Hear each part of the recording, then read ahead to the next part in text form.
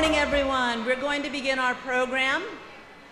Welcome to the Latino Policy Forum's 7th annual breakfast. It is so nice to see everyone this morning as we begin this great breakfast. So much excitement about our guest speaker as well. Before we officially get started, I just want to say I'm Stacy Baca with ABC 7, and I have to start off with an apology. And the reason why is 1 year ago, I was supposed to be standing and emceeing this very event. And I'm going to give you the 30-second version of what unfolded. I owe Sylvia Puente and the Latino Policy Forum a public apology, I felt like, because we had planned and organized, and I was supposed to be right here. Well, I was also on assignment in New York City at the Trump campaign headquarters that evening of election night. And I remember working that entire day, the 4, 5, 6, 7, 10 o'clock news, being in that room when, at that time, President-elect Trump took the stage, and staying up all night doing the 5 a.m., the 6 a.m., the 11 a.m. news the following day, and thinking, I'm supposed to catch a plane to go MC an event tonight. And I'm like, bosses are like, that's not gonna happen. You are driving to Washington, D.C. So away we went to Washington, D.C., and it was just such a surreal couple of days. And I missed this entire event. And I remember calling our station and saying, please help, please call Sylvia, I'm not gonna be there today. So I'm very happy that a year later I am standing here after such a crazy scenario last year. So this morning's forum, let's start with that. It is really meant to inspire and inform all of us today, and I think we have a lot to look forward to as well, a message here. This is the forum's impact, or impacto, that it's creating in our communities, and what that means. We're going to delve into those issues. We are honored to welcome the CEO of UnidosUS, formerly known as the National Council of La Raza. We'll ask about that, the name change, obviously. Janet Murguia is right over here. Welcome to Chicago. So great to have you here. She's going to be our guest speaker later this morning. But before breakfast is served, I do want to share a few items with all of you as we begin this morning. I want to begin by emphasizing the importance of the forum's work. As most of you know, the Latino Policy Forum exists to ensure that there is Latino perspective, right? This has never been more important or more interesting because of the recent announcement, and I think most of you in Chicago know what I'm about to say. Latinos now make up the largest ethnic group in our city. We have surpassed African Americans. So it's interesting, what does that mean? And we hope that Janet has some insight into all of that too, because what does that mean for our city on a smaller scale? What does that mean nationally?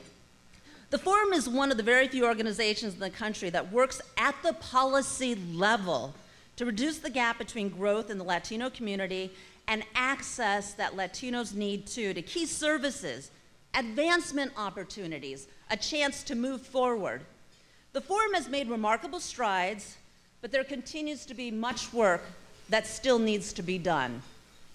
So the theme today, as I mentioned, is impacto. Friends, look around the room here. This is great. There are more than 300 civic, business, and community leaders assembled here this morning. Each one of you making unique contributions to Chicago, to the communities, and truly, truly what impacto can mean for all of us. What does that look like when it comes to the groundwork, the foot soldiers of our community, the organizations that are making that happen? We want to give a special thank you to Governor Rauner, Mayor Rahm Emanuel, Senator Durbin, who is here this morning, Senator Duckworth for serving as our honorary co-chairs today. So please, let's welcome them and make sure that we recognize.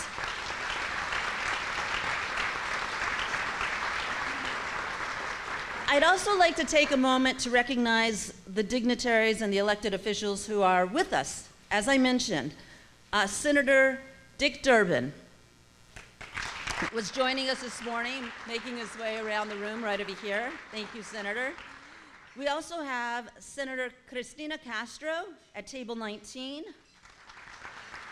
Representative Anna Moeller, table 13. Representative Elizabeth Hernandez, and Representative Juliana Stratton, Lieutenant Governor candidate.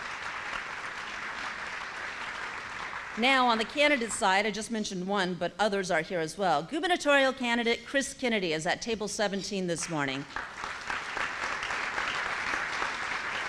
And Lieutenant Governor candidate as well, Rajoy, also right over there at table 17. So welcome to our elected officials. In addition, I'd like to invite you to review the host committee members listed in your program that have lent their names to the work of the forum as well. And speaking of the host committee, at this time, I would like to invite the event co-chairs to the podium. Bill Daly, the managing partner of Argentière Capital, and also Paul Roldan, the CEO of Hispanic Housing Development Corporation. They're going to say a few words. Their leadership, I am told, too, has been instrumental in making all of this happen. So please welcome both of them to the stage. Thank you. Thank you, Stacy, and thank you to all of you for being here this morning. This is a propitious event that continues to grow. More butts and chairs every breakfast that we have year after year, and we appreciate your support and your participation this morning.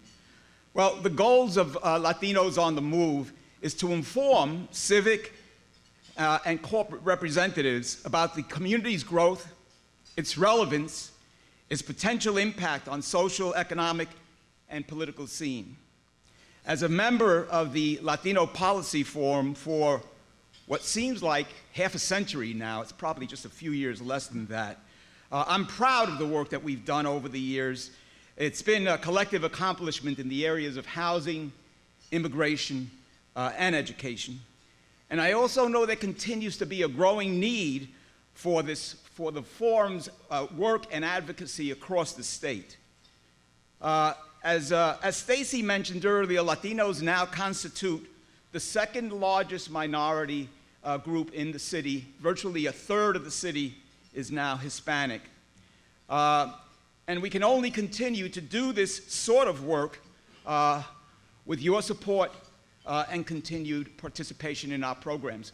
The forum is perhaps the only important think tank for Latino participation and advocacy in the Midwest, and we appreciate Sylvia's perseverance over the years and continue to appreciate your support as well. Thank you very much. I now want to introduce Bill Daly, our co-chair. Thank you. Thank you very much. Thank you, Paul, for your leadership as being a co-chairperson of this event this morning, and thank you all for being here.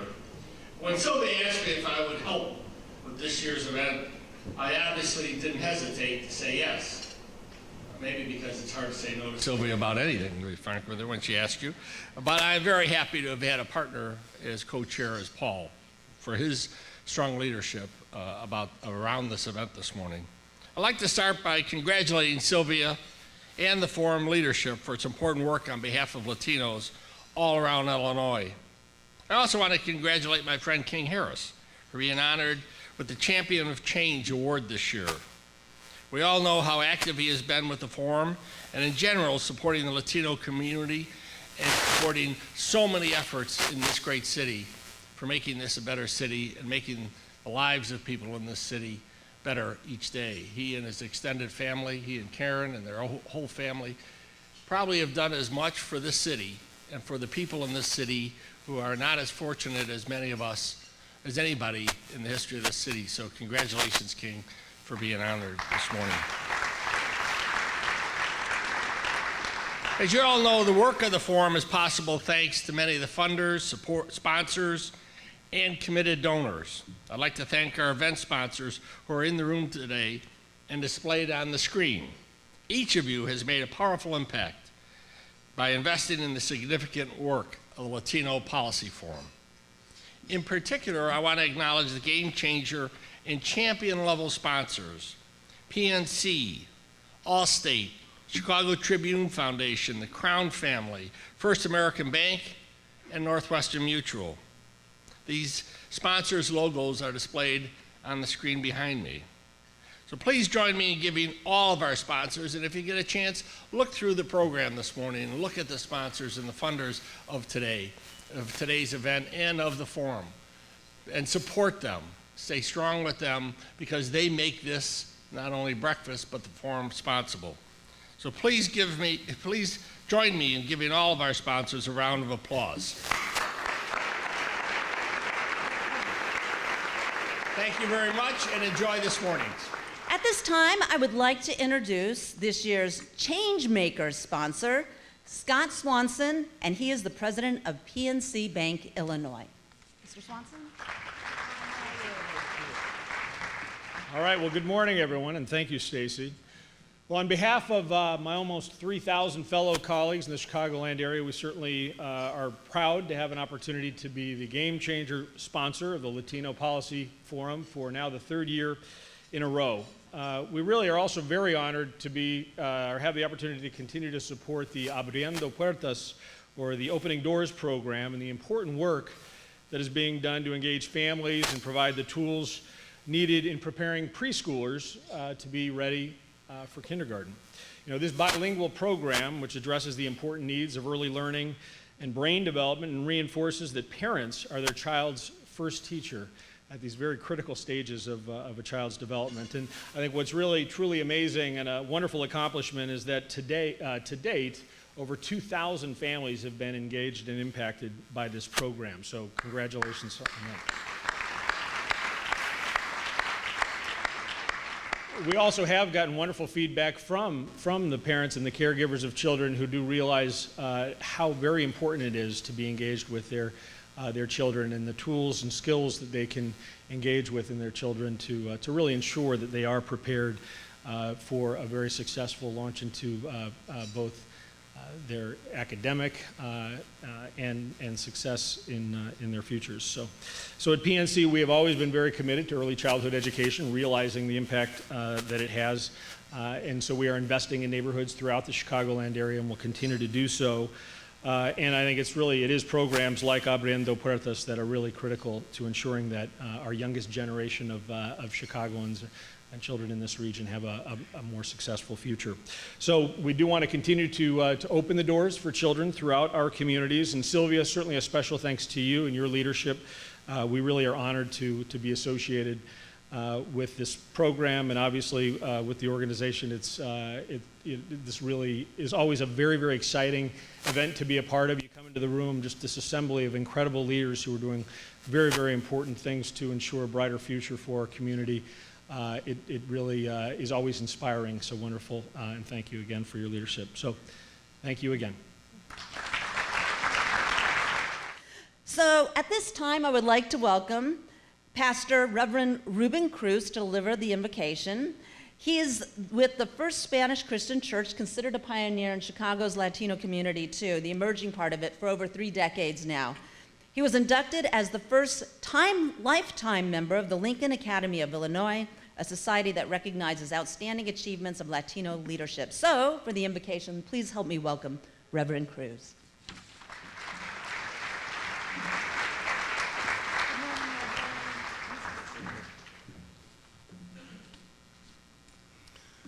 Let us pray.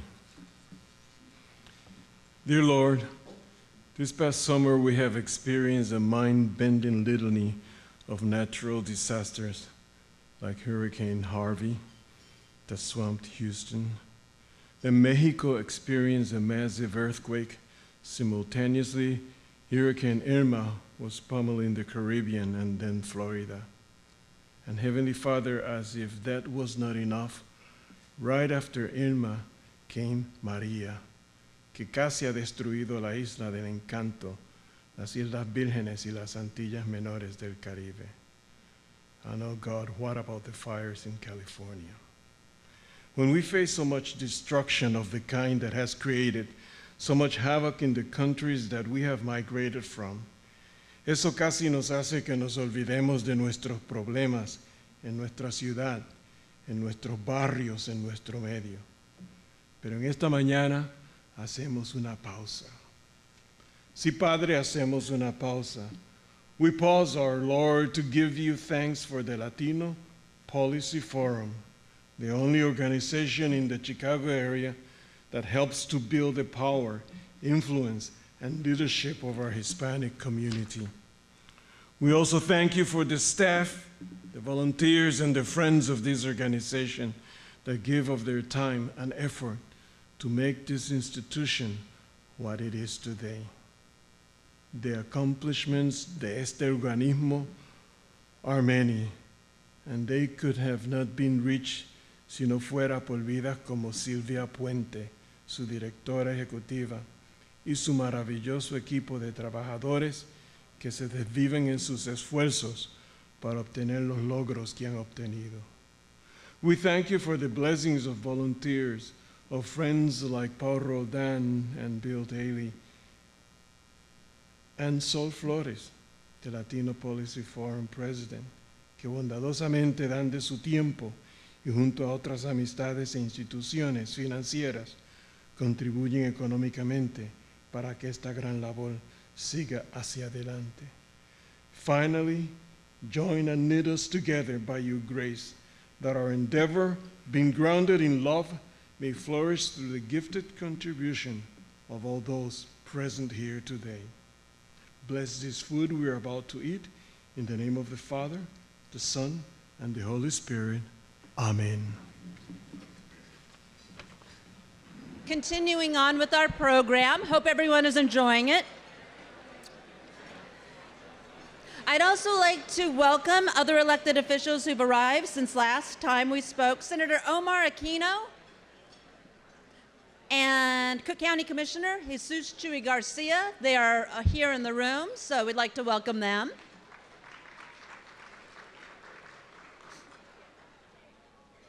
We would also like to thank the Union League for hosting us once again this year.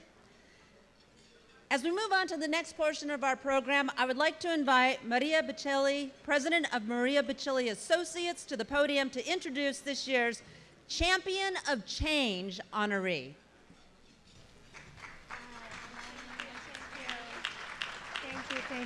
Thank you, and good morning. In chess, the king is the most important piece. The king can move in any direction, including diagonally. It is not surprising to any of us who know him that this year's Champion of Change Award is presented to a dedicated philanthropist, a mover and a shaker, and a civic leader I'm proud to call my friend, King Harris.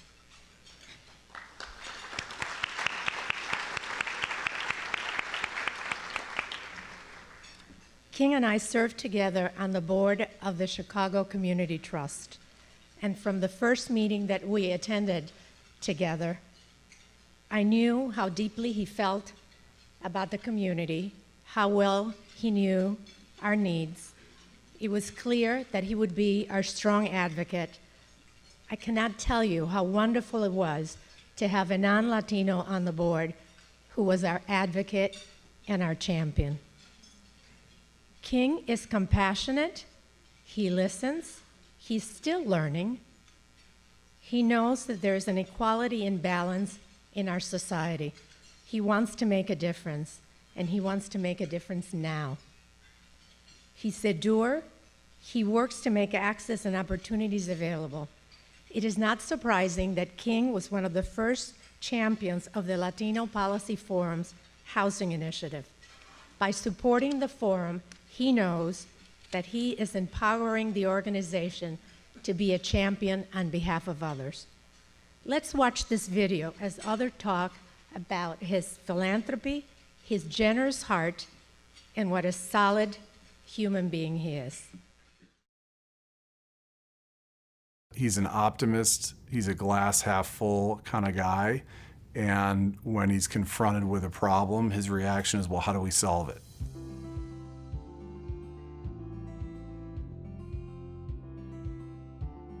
My dad, for anyone who knows him, they know he's an incredibly well-read and thoughtful guy, but he's also a person of action, and he believes in rolling up his sleeves and actually doing something to solve a problem. King really is someone who walks his talk. And I think there's a lot of great civic leadership in Chicago, but he really stands among the giants of, I think, Chicago civic leadership. He's an expert on Chicago housing. He was very aware of some of the issues affecting Latinos in the housing sector and very supportive of making changes that would be beneficial to our community. First of all, he spent a lot of time in Latino communities early in his philanthropic life. In the Peace Corps, he was posted in Latin America. He's a fluent Spanish speaker. Not many people know that.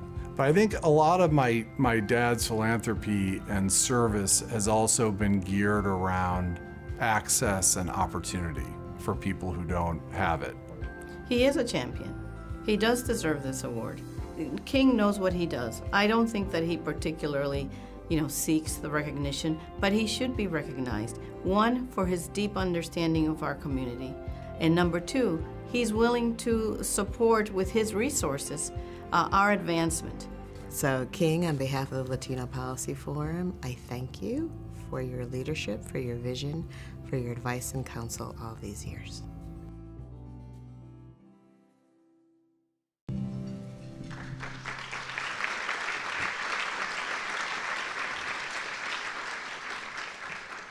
Imagine what Chicago's Latino community would be like if we had 100 kings among us. Please, Sylvia, come on up, and King, come on up to accept this year's Champion of Change Award.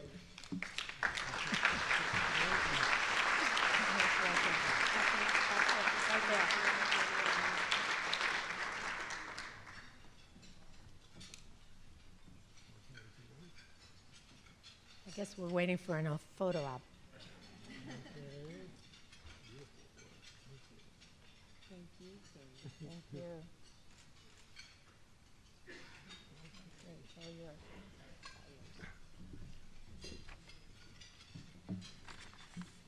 While I am honored to receive this award, I'm really here to honor all of you. In the last 17 years, I've been working on housing matters in the Chicago metropolitan area, and I've met a growing number of Latino activists interested in affordable housing, early childhood education, immigrant rights, and other matters. I don't have to tell you how important your work is for this region and for this country. I believe that your success or failure will translate into the success or failure of this region. Our challenges today are greater than ever. It's not just the Trump administration's negative and distorted views regarding immigrants. It's also the ongoing failure of Latinos to get involved in our political process, starting with local participation and action. If I'm right, I think there's only one Latino mayor in the entire Chicago metro region. We have 275 communities in our region. With almost 25% of our region's population being Latino, I would expect many more mayors to be Latino.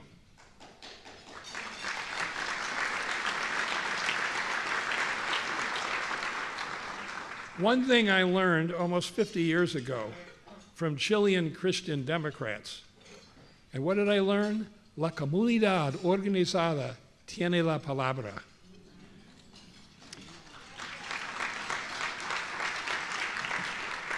To drive their social revolution, Chilean Christian Democrats organized from the community level up. They organized neighborhood councils, they organized women, they organized cooperatives, and they ended up taking over the presidency of Chile.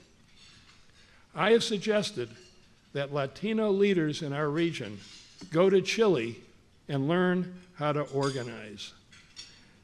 Before closing, I want to salute a number of people. Sylvia Puente, who has done so much.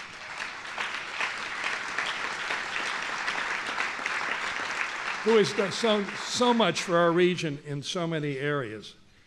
I've supported the forum and its predecessor over the last 15 years, and there's a reason. It's a first-rate organization.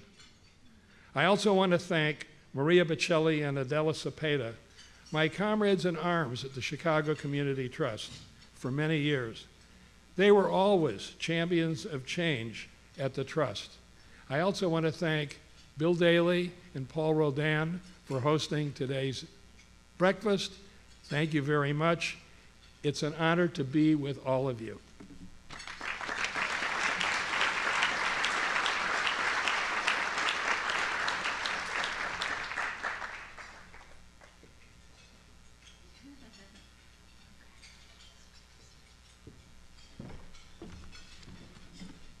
And a few more pictures. Can we please give Mr. King Harris a warm applause, everyone? Thank you.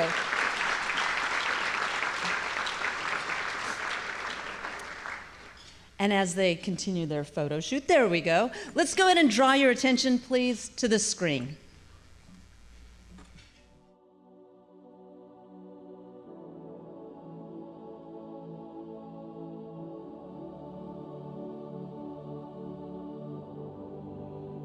It was a wonderful and frightening moment, the day Samantha was born. A tsunami of change for her parents, immigrants, hard workers, determined for a better future. Samantha would be free. She would have success. She would have the opportunities they sacrificed for and only dreamed of. The same system that hid them in dark corners burdened Samantha just as well.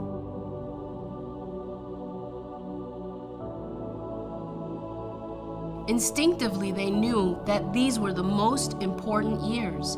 The foundation for Samantha's path was being laid. But around them, they found struggling schools, overworked and underpaid teachers. As they labored, they silenced their own voices. They felt they had to stay in the darkness. The trauma of violence seemed to surround them. It was like a sea of turmoil where they lived. They wondered how they could overcome this fear and this wall of society's design. Samantha, you see, possesses the tools of perseverance in her ancestral history.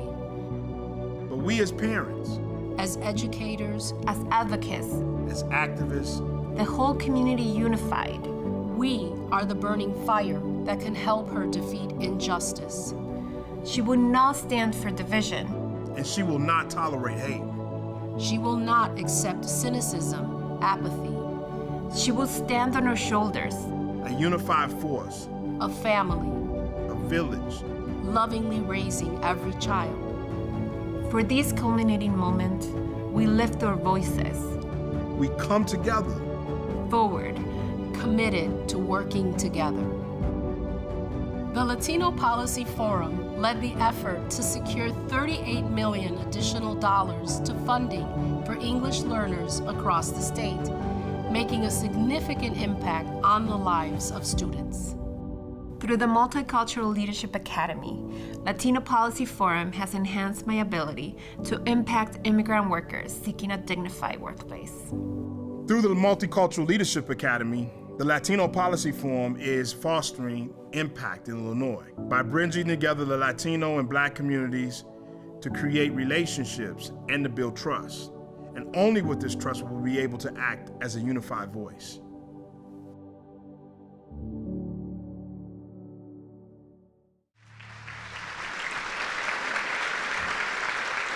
And the driving force behind all of that, the executive director of the Latino Policy Forum, keep the applause coming, a voice in our Latino community, Sylvia Puente.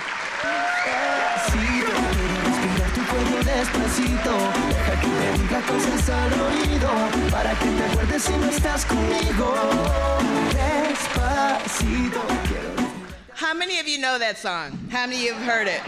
Despacito. Do you know that it is the most watched video in the world right now? Over $4.2 billion hits. And 4.2 billion hits. And someone told me there's only 6 billion people on the planet. But I wanted to start with that because I really think it is a metaphor for the paradox of the Latino community, right? It is the most watched video in the world. It is a sensation in our global youth culture. We are loved for our music and the beautiful island of Puerto Rico, which is struggling right now, where the video was taped. But we are reviled in today's political culture. Truly, this paradox. For those of you that were here last year, 2 days after the presidential election, there was a feeling of disbelief and even being stunned in the room. I have to confess that in this year, I feel more than a little fatigued. A year in which we are certainly seeing the bigotry and the nationalism making its way into our daily media consumption, not just for Latinos, but in Charlottesville, where the Jewish and the African American community were under siege, the Muslim community, the transgender community, gay rights, not even popular sports is safe.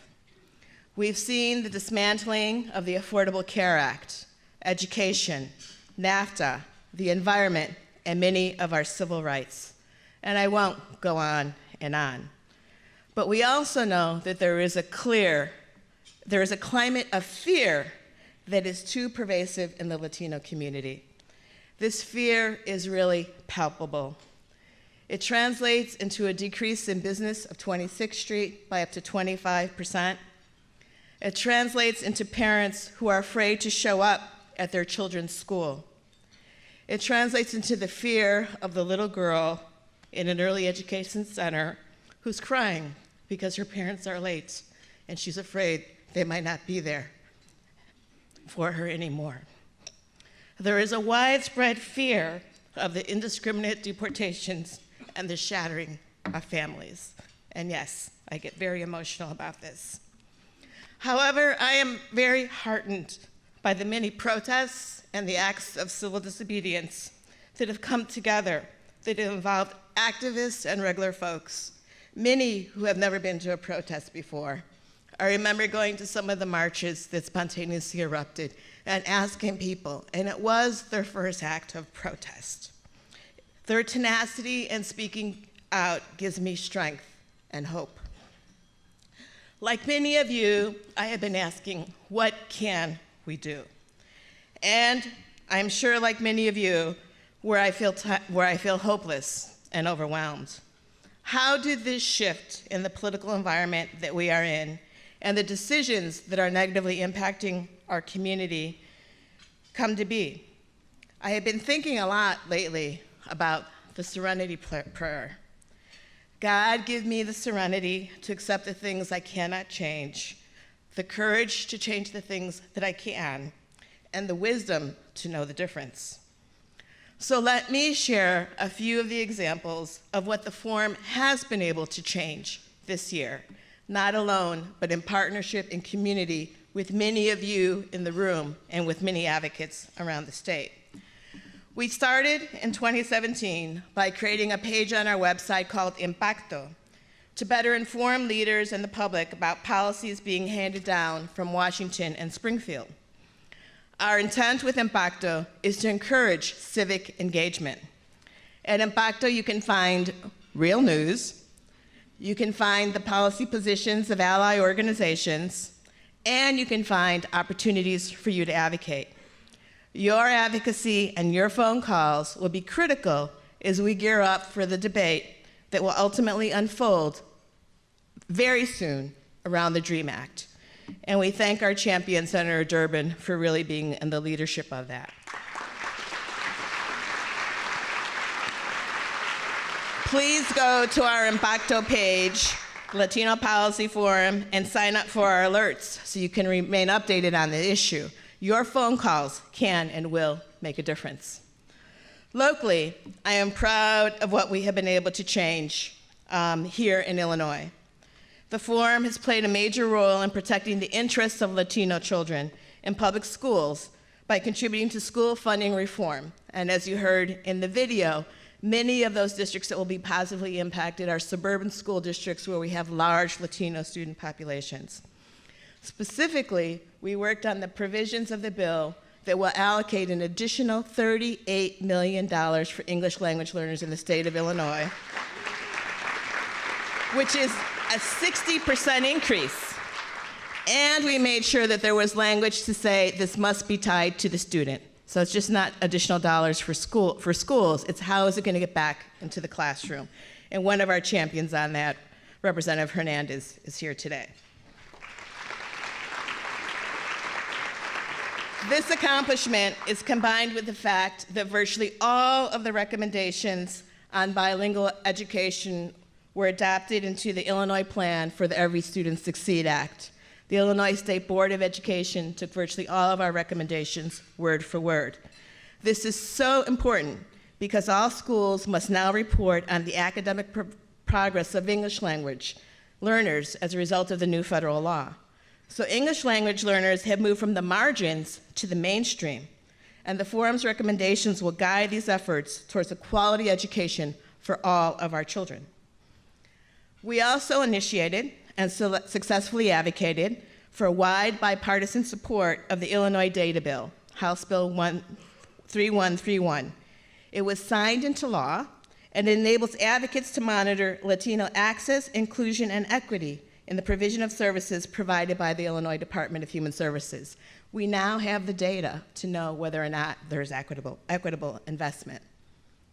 And we worked with many of us in the advocate community to support and work the Illinois Trust Act. This is now the strongest immigrant protection legislation in the nation here in the state of Illinois. And of course, I need to share with you the joy and hope I feel in the African American and Latino leaders who you saw in the video, who took the risk to embark with us on the inaugural cohort of the Multicultural Leadership Academy. As you saw in the video, this cohort of committed change agents represent the best of what our city and our state have to offer. We are built, and as you know, with Latinos now being the quote-unquote largest group, racial ethnic group in the city of Chicago, we are building the bridges of understanding and strengthening the bonds of trust through the academy. As Anton, who was in the video, said to me, people want us to work together, but we can't work together if we don't know each other and if we don't trust each other. We're doing that through the academy. I want to thank all of our co-chairs, Paul and Bill, Scott and PNC Bank. Thank you, thank you, thank you. Our sponsors who have been scrolling on the screen, ABC7 for being such a great partner and bringing us Stacy. Our fantastic staff, board, Acuerdo members, those in the video, wave your hands so we can see the partnership that exists in the room with our staff, our board, our Acuerdo members. Everyone, please. Thank you. Thank you to our stars who were in the video and to the Reverend for his beautiful invocation. So thank you does not begin to express the gratitude that I have for your support and for you joining us on this journey of building a better future, not just for the Latino community, but for all of us. While we celebrate pop culture and cultural acceptance, we live in a nation deeply divided. To bridge this divide, the Forum will continue to speak the truth, advocate for justice, act with civility and integrity, and put our trust in democracy. May God grant us the serenity and the courage to change the things that we must.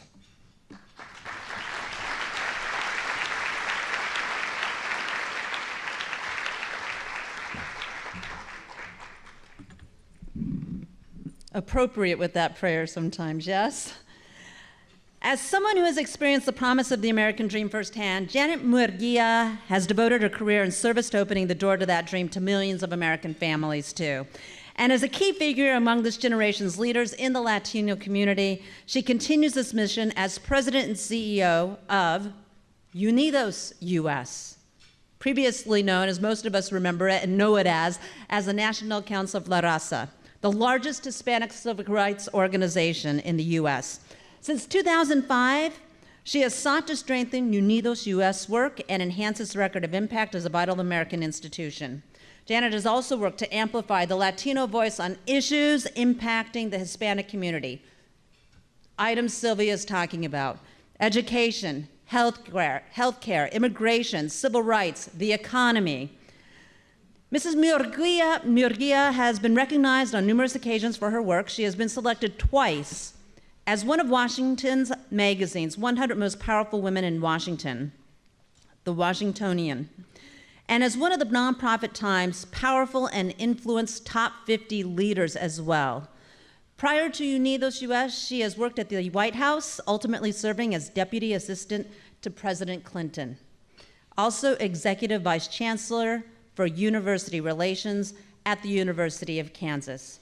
Please help me welcome Janet Murguia with the Chicago Welcome, please. Thank you so much. Pleasure meeting you.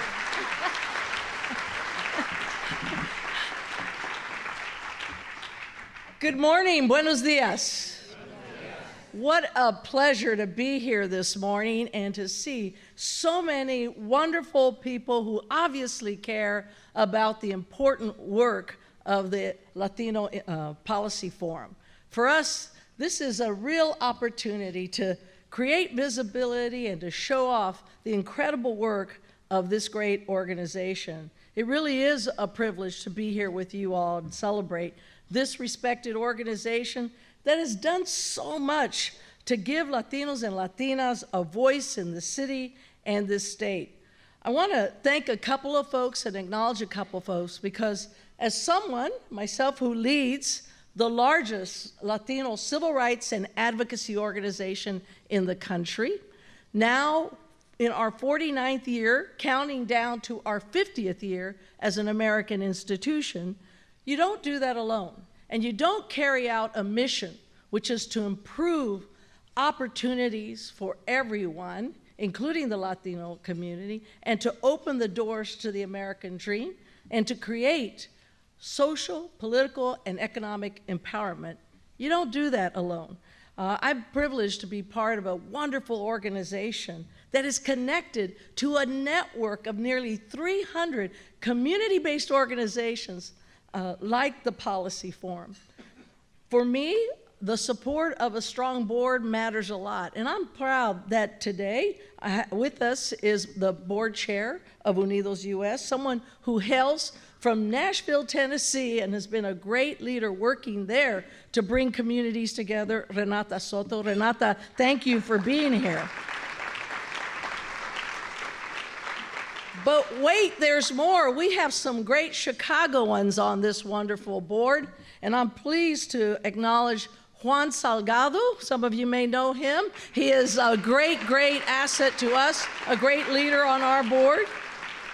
Selena Roldan, some of you may know her. She's been a terrific, and she has a #1 fan, and it's appropriate because Paul Roldan has blazed a trail for all of us. And I want to thank Paul for your leadership, your advocacy, and your voice.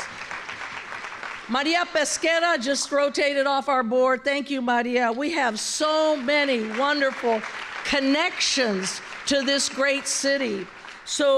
But of course, I want to give special thanks to your executive director, Sylvia Puente. As you've heard, she has dedicated her entire career to empowering the Latino community in the Chicagoland area.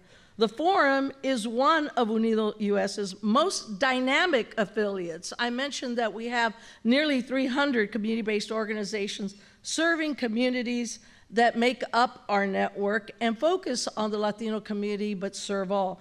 Over the years, we have partnered with the Forum on a number of issues, including improving access to early childhood education. And you heard Sylvia talk about implementing ESSA.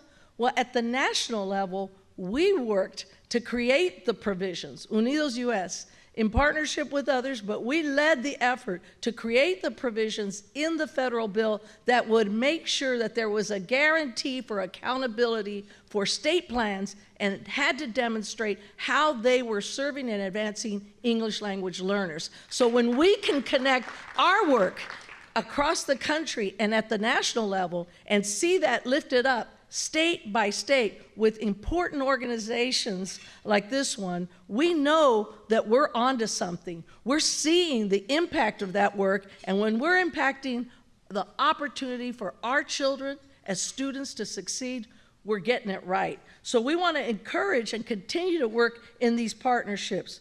We're pleased to have opportunities where we do parent involvement programs and get parents engaged in their education, and the forum has done that, mobilizing eligible Latinos and Latinas to register to vote, and of course advocating for the fair treatment of immigrants, including dreamers and the undocumented. And I just want to add, because you can't say it enough, thank you, Senator Durbin, for your enormous leadership and for the incredible work that you are leading on this. I know he's been...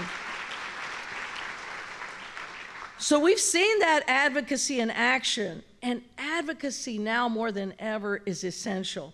And we recently saw the forum's deep involvement in the successful fight to make Illinois a sanctuary state, a measure that was passed by a Democratic legislature and signed into law by a Republican governor. Hopefully, Illinois can serve as a much-needed role model for the rest of the country in making sure that these types of policies are being accepted and approved, and that we're doing everything we can in a good faith way to work across the aisle. We understand that it's important to engage both parties in the issues that matter to our community and to approach these initiatives in ways where we're looking out for the best interests of our community and the care of our community and bringing folks together who want to make sure that happens.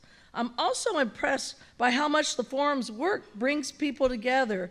You know, I can't tell you how gratifying it is to look at the forum's work and their own board and to see so many of the UnidosUS affiliate leaders on that board. And the affiliates, you know, here in Chicago, we have about 21 community-based organizations that make up part of the network of those 300 community-based organizations across the country. And they are doing vital work, and I know they work in partnership through the acuerdos with the Policy Forum. So we are really excited to connect more and more the community-based organizations that are providing important services to our community to now connect them to policy and advocacy. It is essential that we play a role in all of those places. So the work that these affiliates have done together here with the Latino Policy Forum is one of the key reasons we named the Policy Forum the 2017 Midwest Affiliate of the Year at our conference in Phoenix this past July. They are leading, Sylvia, you're leading some important work. And I just want to remind folks that our affiliates, these community-based organizations, this network across the country and the 21 that work here in the Chicagoland area, they are the heart and soul of our organization. They're serving families every day in the areas of education, health, workforce, housing, community development, civic engagement, and making sure that they are cared for, and now that they are a voice for this community. So while the Policy Forum centers on the Latino community, we've seen that they understand the importance of bringing people together across communities. And that Multicultural Leadership Academy, for example, is a groundbreaking effort to overcome barriers and build bridges between the Latino and African American communities in Chicago. And it's important to note that we should be, I guess, proud of the growth that we are having in not only Chicago and Illinois, but across this country. But we have to remind ourselves that those are only numbers.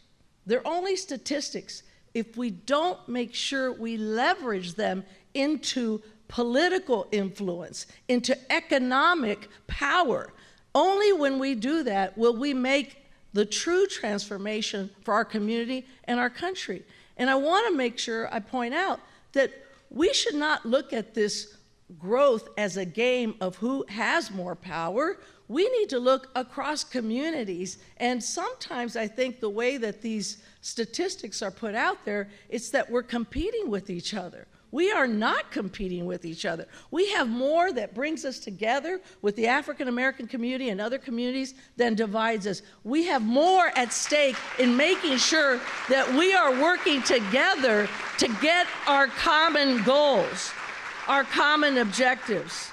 So what we've learned is, and lived, and I think you've seen that here through the Policy Forum, is that we are stronger united, unidos. And if there ever was a time for us to come together, to stand united, it is now. Our community is being challenged in a way it has not been tested in years. Taken together, the politics and rhetoric coming out of the new administration amount to nothing short of a full frontal assault on the nearly 60 million Hispanics living in this country, 80% of whom are US citizens.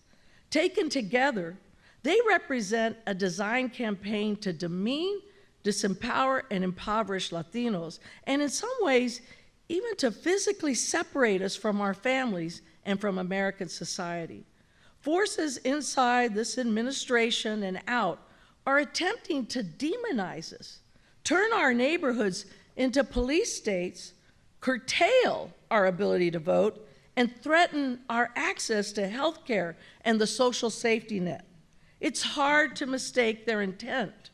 When the president comes to the aid of Sheriff Joe Arpaio with a presidential pardon, a convicted felon, yet abandons the 3.5 million Americans in Puerto Rico during their greatest hour of need.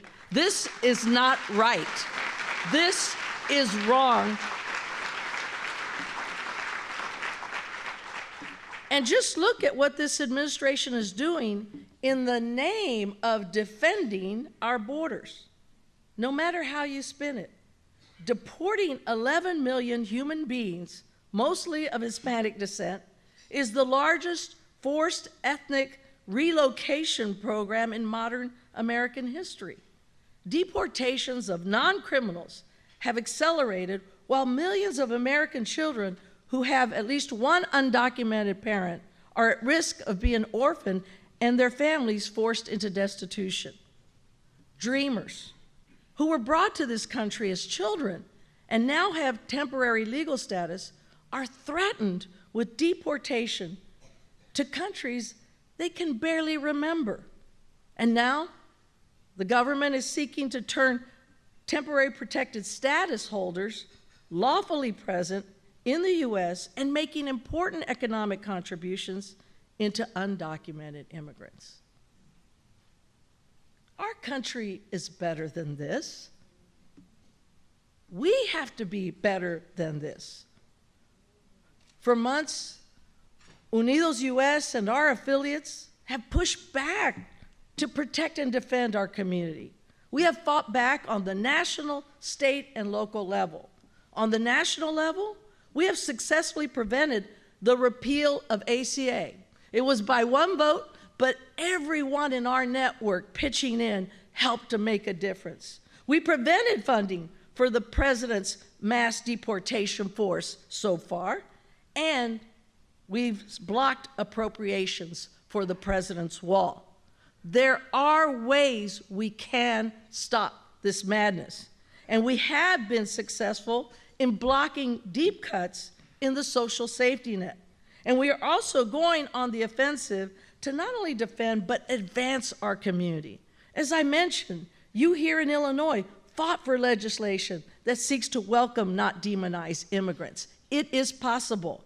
And nationally, we are working with Congress to pass a Clean Dream Act to give permanent relief to the young people who were left behind when DACA was rescinded. And we were successful in helping to bring attention to and keeping attention on the humanitarian crisis in Puerto Rico in the wake of Hurricane Maria. Most recently, we worked hard to get Congress to pass an aid package to help the 3.5 million Americans in Puerto Rico, the majority of whom are still without power more than a month after the storm has hit. But much more needs to be done. And for us, we see these attacks on our community, and we sense that they will keep coming. But we cannot be discouraged. We cannot forget that even in the midst of this awful political climate, we have held the line, protecting our gains and defending from further erosion. We can move our community and our country forward. That power is in our hands. And history is on our side. But we can only succeed if we are united. You may have noticed that We've recently changed our name. While National Council of La Raza will always be part of our DNA, we are now UnidosUS. Not only does it better reflect the nature of our mission, it is a rallying cry for our community and others during our greatest hour of need. Because we all recognize that in unity there is strength, and in strength there is power.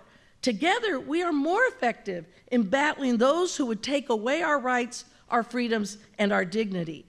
And our first charge is that we cannot let others define us. We must define our own narrative. We must own our own voice, and we need to own who we are, because it's a great story. Look at what we've accomplished in the face of almost constant challenge with limited resources over the course of 50 years. We've helped build this country from the ground up. We've served with distinction and valor in every single conflict in our nation's history. We are some of the nation's top entrepreneurs, scientists, doctors, and teachers. We are CEOs, senators, university presidents, Nobel Prize winners, governors, entertainment superstars, sports legends, tech innovators, and Supreme Court justices. We know that we have made and led in contributions in this country. We run major organizations, like many of you, that develop and implement solutions to society's most difficult problems. We may be challenged, but we are not quitters. We may be mistreated, but we will not be victims. We stand up for ourselves. We work hard for our chance. We are tough. We are resilient. We persevere. We endure.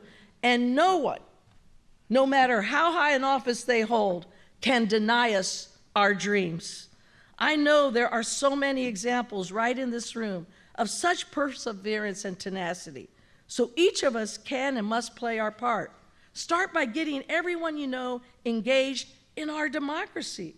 Call your members of Congress about DACA, healthcare, or aid to Puerto Rico. Register people to vote and make sure they are mobilized and educated voters on Election Day. We do not have a voice or a vote to spare. As an affiliate of UnidosUS, the Forum, you have already defined the best of our organization. You are the backbone of service to our community and the front line of our work. But we need to do more. We need to be greater together. And I don't know what the future holds. But what I do know is that if we come together, there is no limit to what we can accomplish. If 58 million of us stand together, united, we can change the arc of history and bend it towards justice. United and unidos, we can determine our destiny. We can build a society where all of us, no matter what we look like, how we pray, where we come from, or how our sexuality is expressed, can live, worship, work, and pursue happiness as equals. En este momento, tenemos que levantarnos juntos y avanzar unidos y decir presente ahora en este momento. Muchísimas gracias. Thank you. Thank you. Thank you very much. Thank you. Are we going to do a little pray?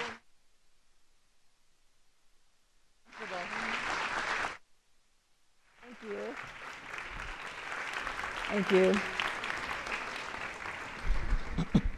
So at this time, we would like to make sure that your questions have a chance to be asked too. So hopefully we could get all of these in. I know we're kind of clicking on the clock here. We'll do speed round. Speed round. I like that. Speed round. How do we best cultivate future Latino leadership? Question number one. Well, I'm really proud of the work a lot of these community-based organizations, including our affiliates, are doing in many of the programs. Many of them offer Líderes programs, young leaders programs. Many of them offer through schools a program we call Escalera, which is really a mentorship program tied with educational supports.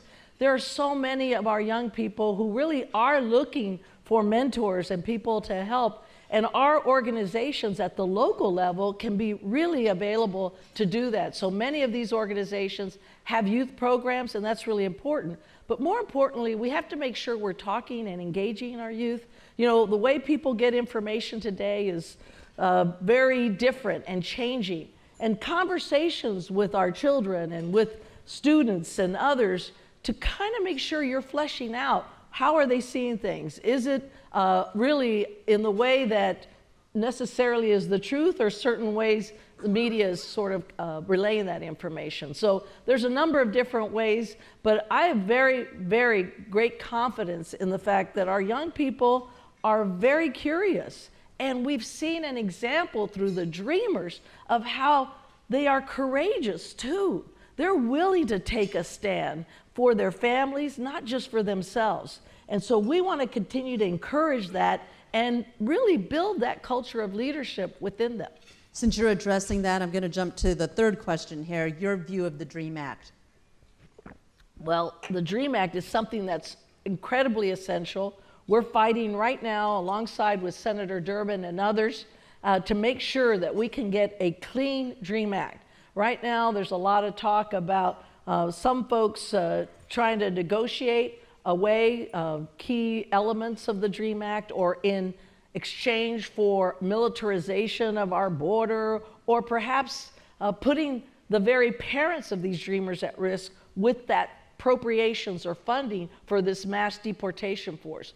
We're not going to accept any of that. We need to make sure we're fighting for a clean DREAM Act, and we're going to support senators like Durbin, Senators Dick Durbin, who are going to be in the front lines helping us to make sure that the outcome of that is something that is acceptable and meaningful solution. We also have a question here about education. In this era of contentious immigration policies, how can we best engage families to be involved in their child's education?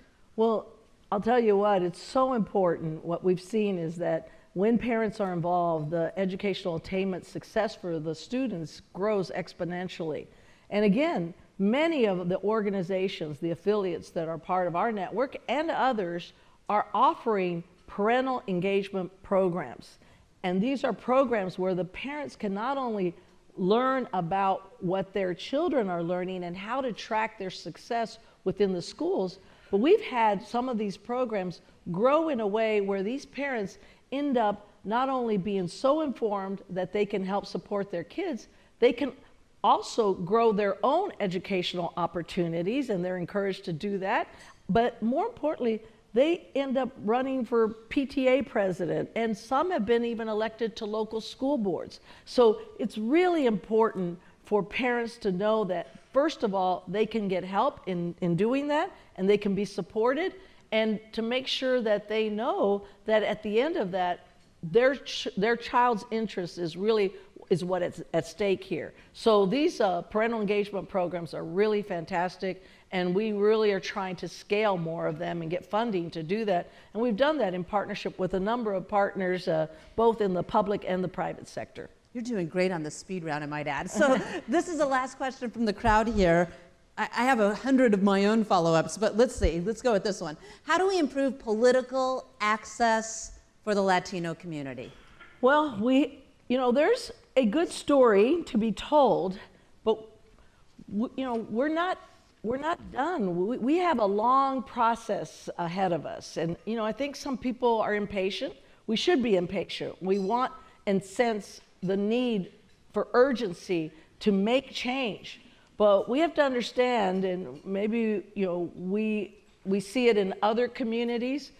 We can't be discouraged when it takes a little bit more time to get the change that we want to see for our community and for our country. And we have to stick with it. So engaging in the electoral process and making sure that those who are eligible to become citizens are part of naturalization process. Encourage those who are eligible to be citizens to naturalize. But those of us who are eligible to vote have to register to vote. And then we have to be educated voters. And then we have to go and vote on election day. And by that, I don't mean every 4 years for a presidential election. I mean in every election, especially at the local level and at the state level. There is so much at stake right now with a lot of the polarization that's occurring in Washington, where key decisions are being made at the local and state level. If you're not holding your elected officials accountable at that local level, we are missing the chance to determine our destiny, to make sure that they're acting in the best interests of our community and of our cities and states. So we cannot give up on the civic engagement process, and we have to make sure that we are registering to vote. Practically all of our affiliates in our network are now engaged in some form of civic engagement and making sure that they're doing everything they can to register more and more in their communities and doing it at different venues.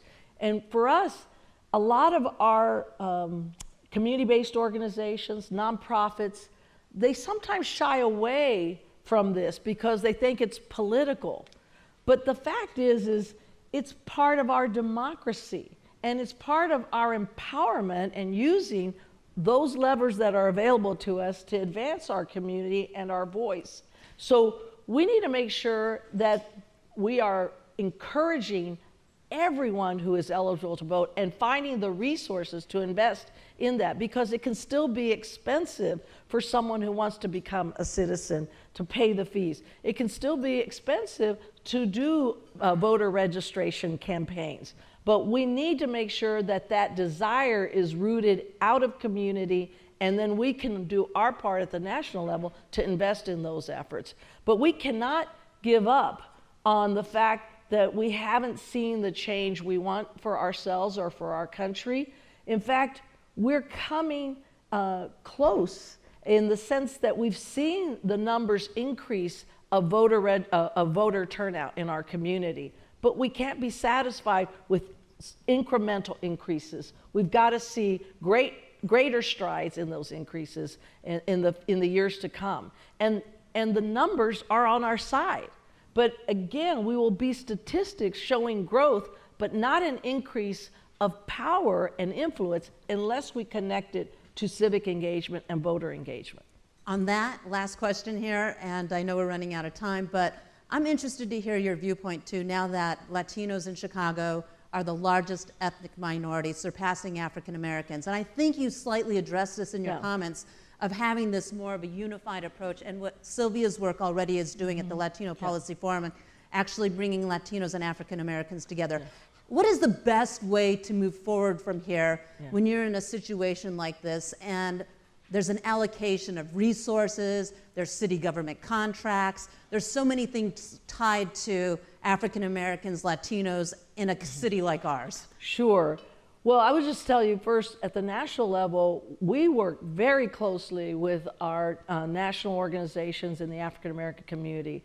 We've worked not only in talking about problems, but actually engaging in solutions with the National Urban League and Mark Morial, with the NAACP, with Reverend Sharpton and the National Action Network. We have worked with the Leadership Conference on Civil and Human Rights. There's so many organizations that we've worked in partnership at the national level to actually implement and advocate legislation, but we've also done programs together. When the foreclosure crisis hit our country and disproportionately affected our communities, we came together with an Asian Pacific American group, with the Urban League and UnidosUS, and we had major events here in Chicago where folks were able to sign up and remodify their loans. So we have done a lot of work together in education and healthcare, and that's happening. We need to make sure more of that is happening at the local levels. And the leadership that Sylvia and the forum are providing here is really important. More of that needs to be done. But at the end of the day, we need to come together and fight for a bigger pie, not for the crumbs, fight over the crumbs. We need to make sure that we're growing what we can achieve together, and those goals that we have are mutual. We want to see education and access to healthcare and access to economic empowerment for all of our communities. There's no reason why we can't work together to accomplish that, and we can't be focused on what little we have. We have to grow more for all of us. Very interesting point. Any closing thoughts that you want to make sure you get across? No, I just want to thank again Sylvia for her leadership, thank the forum, and thank all of the affiliates who work in the Chicagoland area and have done such a great job over many years. You know, we are celebrating our 50th anniversary next year. There are many institutions in this community have been around for 100 years. Erie House and others that have been serving our community and doing so with great distinction. So I just want to say how proud we are of that, and we have to keep moving forward, keep pushing forward, and not be discouraged. I love your message of hope, encouragement, and actually being stronger instead of cowering under maybe challenges that everyone's facing right now. So, Janet Murguia, everyone. Thank you. Thank you.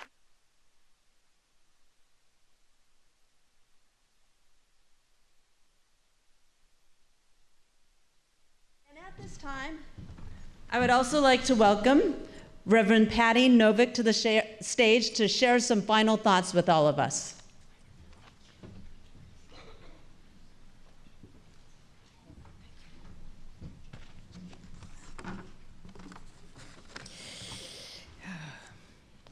I'm already very inspired.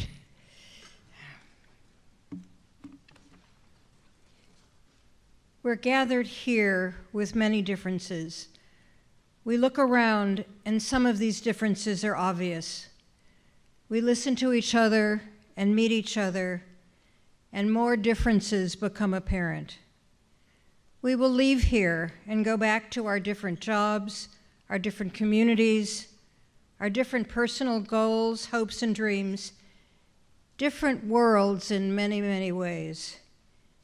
And yet, we share the rare commitment that your presence here expresses, to reach across the differences, to help each other succeed, to help our society thrive, make the world we share a better place, even as so many political and societal forces seem to be trying to tear us apart. The core of my faith is expressed through what is called the Lord's Prayer, what it says and what it doesn't say. And many of you are already familiar with that prayer. But you might not have noticed that everything in it is about community, not individuals. It is addressed to our Father. It asks that our trespasses be forgiven, that we learn to forgive each other, that our daily bread be granted, that we be kept from temptation, and that we be delivered from evil. Individuals can accomplish a lot, but together is where real stuff happens. The Latino Policy Forum understands this in its bones, from its relationship with the nearly 100 organizations that make up its acuerdos, to its unmatched political policy advocacy, to its brave and wonderful Multicultural Leadership Academy, to the connections it has built with all of us here. And so, in honor of the divine within each of us, may we embrace the opportunities we have to make a better world together. May we cherish and learn from our differences and our commonalities. May we step into new learnings and action together.